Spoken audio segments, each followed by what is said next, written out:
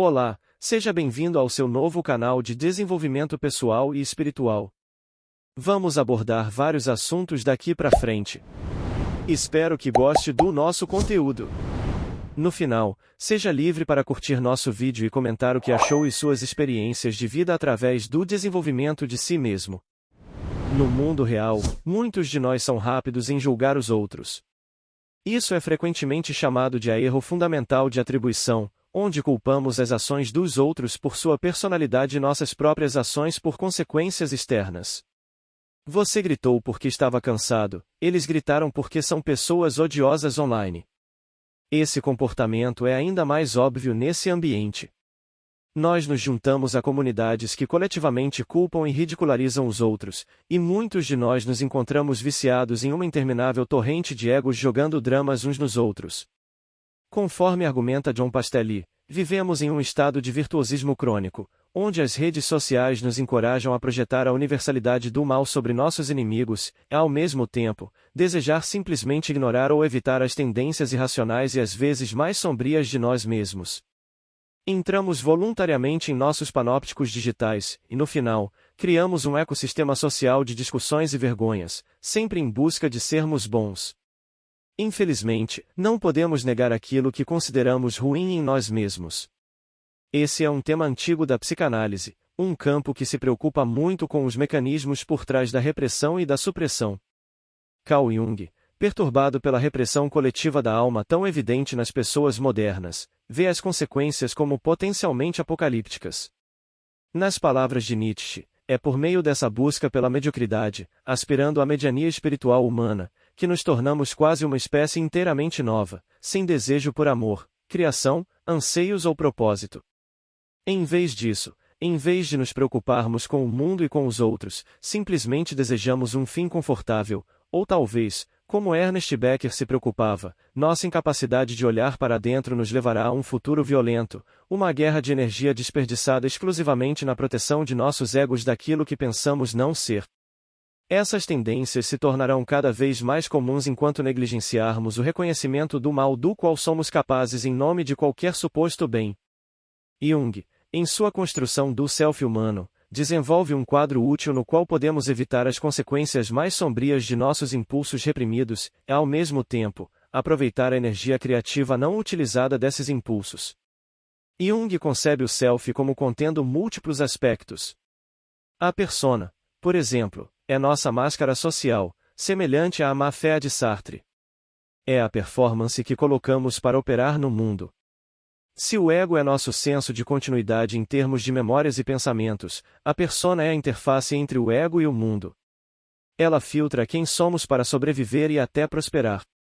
No entanto, conforme o tempo passa, tudo o que reprimimos a serviço da persona acabará se manifestando de alguma forma.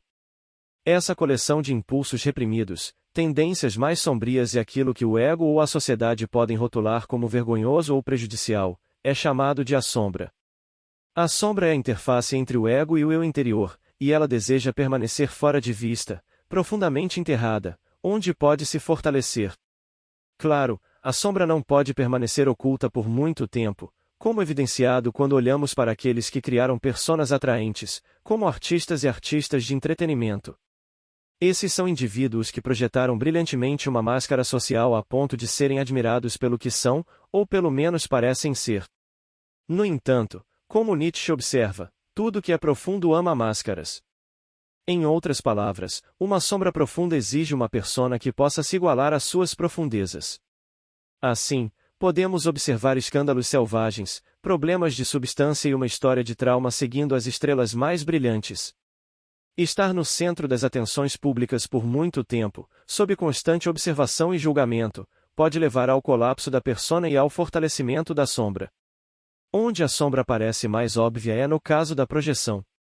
Ao visitar nossa família durante as festas, podemos sentir uma profunda repulsa pelas glutonarias, ignorância, crueldade ou frieza de nossos parentes. Jung argumentaria que essas são apenas reflexões do que não gostamos em nós mesmos, especialmente quando iluminadas pela proximidade com nossa família. Isso também pode se aplicar a grupos inteiros. Podemos interpretar os insultos preconceituosos de racistas e oponentes políticos como uma lista de suas próprias inseguranças. Se a sombra não pode ser negada, devemos então nos entregar completamente à sua escuridão? Essa pergunta é um tanto falha. Em primeiro lugar, a sombra não é completamente escura ou má, é simplesmente um reflexo daquilo que reprimimos. Sim, isso pode significar nossos impulsos violentos, invejas e vaidade, mas também pode significar os impulsos criativos que foram negados na infância, ou a expressão sexual autêntica que foi rejeitada pela sociedade. Em vez de negar nossa sombra ou nos identificarmos completamente com ela, Jung argumenta que devemos, nas palavras de Robert Johnson, incorporá-la conscientemente em quem somos. Em outras palavras, precisamos nos engajar no processo de assimilar aquilo que uma pessoa não deseja ser. Em primeiro lugar, vale ressaltar a validade do tratamento junguiano. Uma questão com a psicanálise é sua constante evasão do escrutínio empírico. No entanto, deve-se observar que algumas pesquisas, especialmente uma meta-análise de 2013, demonstraram que os tratamentos junguianos ajudaram a mover os pacientes de um nível de sintomas graves para um nível de saúde psicológica, com resultados estáveis até 6 anos depois. No entanto, é claro que mais pesquisas são necessárias para que a análise junguiana seja considerada uma prática cientificamente recomendada. Voltando a Jung, como lidamos com nossa sombra? Jung acreditava que, em geral, a sombra é 90% ouro puro. Ela contém qualidades infantis e primitivas que podem vitalizar nossa existência. Para acessá-la, primeiro precisamos saber como são as nossas sombras. Jung recomenda observar como nos sentimos em relação às pessoas que mais desgostamos, sejam elas oponentes ideológicos, inimigos ou estranhos rudes. Por exemplo, você pode crescer com a crença de que ser assertivo significa ser egoísta, e, com o tempo, passa a viver em um estado de submissão, obedecendo pacificamente aos outros e agindo o mais amigável possível. Isso é sua persona. No entanto, no fundo, você também passa a ressentir aqueles que são assertivos, pois os vê como egoístas, e talvez eles realmente sejam. Mas aqui, a validade de seu julgamento pouco importa. Em vez disso, você deve prestar atenção em por que esse ressentimento existe em primeiro lugar. Talvez sua sombra, que contém o potencial de ser assertivo, precise ser assimilada de alguma forma. Talvez, se você prestar bastante atenção, possa encontrar o ouro na escuridão e incorporar esses aspectos reprimidos em uma versão mais completa de si mesmo. Você também pode olhar para dentro e explorar os aspectos de si mesmo que você despreza profundamente. O que você faz em seus momentos de fraqueza? Nietzsche, um homem que viveu uma vida de tormento constante na tentativa de se tornar ele mesmo, é uma versão extrema desse processo. Como Stefan Zweig escreve, ele ultrapassa todos os homens e todos os fenômenos, e quanto mais ele se aproxima, ou aparentemente se aproxima do self, mais febril se torna o desejo de escapar de si mesmo. Ainda mais radical são as modificações em seu ser. Ele consome a si mesmo em uma devoradora implacável de si mesmo, e seu caminho é uma chama solitária.